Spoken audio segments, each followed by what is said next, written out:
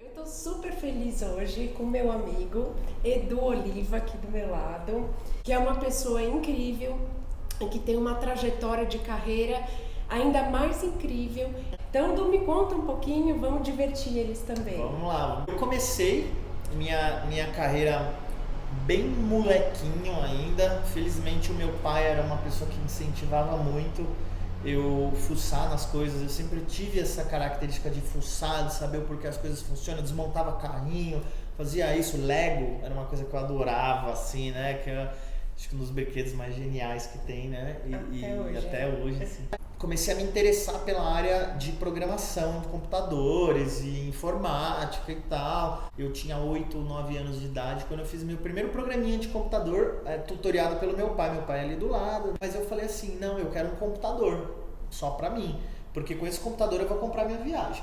Que legal. Isso, eu já tinha essa ideia. Mentalidade empreendedora. Já tinha. E aí eu resolvi aprender uma coisa que ninguém queria aprender, porque eu queria ser hacker naquela época. Eu adorava aquelas coisas de pessoas extremamente inteligentes que conseguiam invadir sistema, ou conseguiam fazer segurança das empresas e tal. Eu adorava aquilo.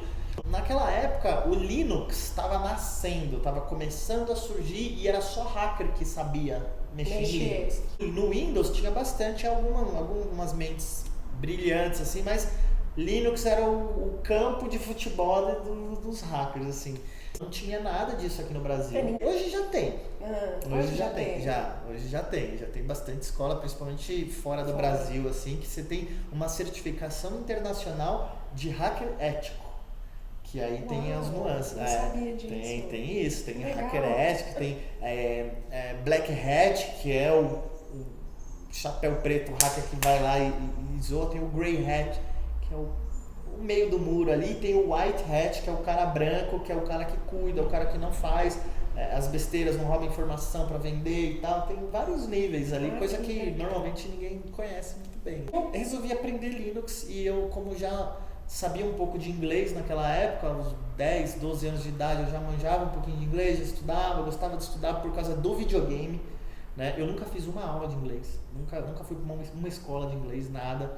Mas a minha motivação era um joguinho do Master System, que era o Alex Kidd, que eu adorava. Eu pausava o jogo, eu queria saber o que estava escrito ali. E aí eu pegava um dicionário, anotava todas as palavras e fazia concordância no que dava ali na minha cabeça de criança. E aí foi indo. Eu passei a consumir só conteúdo em inglês, fui criando vocabulário e depois fui acertando algumas coisas. Hoje em dia eu sou fluente, eu sou tranquilo, nunca fiz uma aula, que é uma curva de aprendizado muito grande aprender desse jeito. Tem caminhos mais fáceis, totalmente mais fáceis. Nessa fase eu já estava aprendendo muito Linux, eu já estava ficando muito bom com Linux. Eu ia no mais difícil porque eu queria saber tudo que tinha para saber. Uma das minhas motivações maiores, assim, é desafio. Então, se tem alguma coisa que fala que é difícil e que os outros não conseguem, é ali que eu vou tentar fazer, sabe? Eu adoro isso. Nessa época eu não era programador. Aí meu pai contratou um cara, chamado programação, ele era muito bom. E aí eu comecei a me espelhar. Eu falei, caramba, esse cara é muito bom. O jeito que ele usa para absorver as ideias, ele lia manual das coisas que na época ninguém lia até hoje. Pouca gente lê, né, manual. E aí eu comecei a ler manual das coisas também, e aí eu comecei a ter um conhecimento maior do que todo mundo ali. É documentação que o próprio fabricante faz, de uma linguagem de programação. Acho que o primeiro pilar, inglês, não tem como. Hoje em dia tudo sai em inglês, então eu comprava os livros da Amazon, todos em inglês, logicamente. Eu li, depois que eu li eu já programava nessa versão nova, já sabia fazer coisas.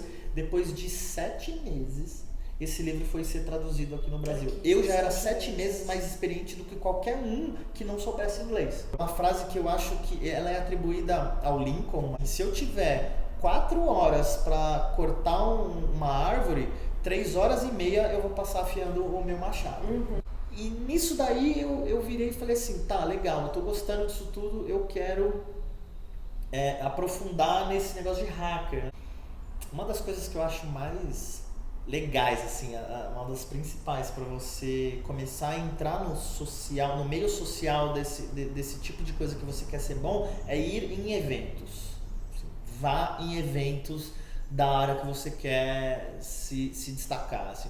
O H2HC, Hackers to Hackers Conference, a conferência de hackers para hackers, aqui no Brasil todo ano tem.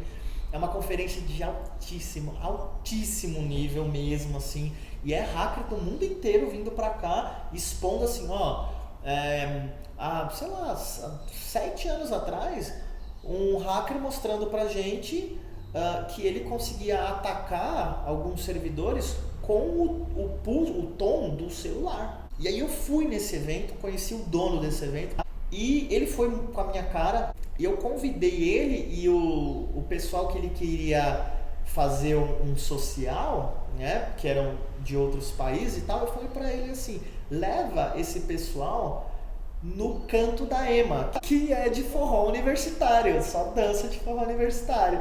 Outra coisa, né, outra linha das coisas que eu faço, que eu fiz, né, eu era professor dessa casa de forró. Professor de forró dança, e hacker. Tudo igualzinho, encaixado ali.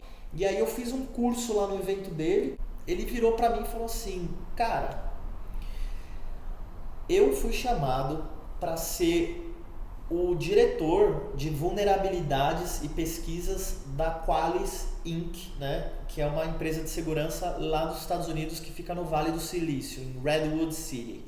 Ele falou, cara, eu fui chamado e eu só posso escolher 2 pessoas aqui no Brasil. Uma é o Gabriel, que era um doutorando do ITA.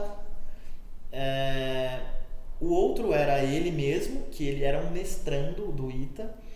E o outro era eu, que nem faculdade tinha. Nada. Eu só era um viciado naquilo e uma pessoa que gostava de estudar muito, assim. Eu estudei mais do que qualquer cara de faculdade. Só que eu estudei o que eu queria estudar, né? Fomos contratados por essa empresa lá no Vale do Silício. Naquele momento, eu cheguei no ápice da minha profissão em computador, em TI. Eu trabalhava como segurança, que é a área mais difícil, no Vale do Silício. Home office. Assim, eu tinha 23 anos, 24 anos. Essa empresa pagava pra gente ir em conferências em Las Vegas. Uma conferência gigantesca. São 2, muito boas. Chama DEFCON e a outra chama Black Hat. Essas 2 conferências são de hackers. E felizmente a gente conseguiu absorver um conteúdo que, assim, aqui no Brasil pouquíssimas pessoas tinham. Não era só a minha habilidade no computador, não era só o QI, né? Era a habilidade social, era eu conseguir interagir com aquele cara que era meu chefe. Eu tratei bem, eu fiz o que eu fiz porque eu queria vê-lo feliz e porque eu gostava de pessoas, né? Eu gosto de pessoas, eu gosto E aí eu treinei. Era comportamento também, né? Muito do teu comportamento que te ajudou a ir longe, assim. Tô lendo um livro muito bom, assim, de inteligência emocional do Daniel Goleman, que ele fala que 20% do fator de sucesso de uma pessoa é o QI. 80% está em outras coisas. Uma delas é a inteligência emocional, inteligência social, né? Você ter empatia, liderança, e várias outras coisas, assim, você saber lidar com o estresse, né? Porque não adianta nada você ser um líder muito bom, a hora que tem uma pressão, você estressa e passa para os seus funcionários, todos se estressam. O sucesso que eu vejo, aquele ponto que eu consegui chegar no Vale do Silício foi basicamente porque eu estava preparado, logicamente, eu me preparei, eu estudei muito aquilo que eu tinha estudado, mas a inteligência social, a habilidade social naquele momento de pegar aquele pessoal da conferência de hackers desse meu chefe, levar lá, tratar meu chefe, que não era meu chefe na época, tratá-lo bem, tratar todos os caras bem, todo mundo, fez com que ele olhasse e falasse, tá, legal, esse é um cara que eu gostaria de ter na minha equipe. Eu tinha uma habilidade social e tinha... E a parte técnica, conhecimento todo. Tem que ter, né? Não tem muita como fugir. Mas assim, eu conhecia vários caras que eram bem melhores que eu, para aquela função. Só que a parte social... Contou também, fez a diferença. Total, fez a diferença e faz, né? Então, gente, vocês estão vendo que ele é hacker, professor de forró, mas ele também faz parte de um grupo de mastermind e ele também escrever um livro sobre sedução. Não percam próxima semana a segunda parte da entrevista do programa Transforme-se com Du Oliva.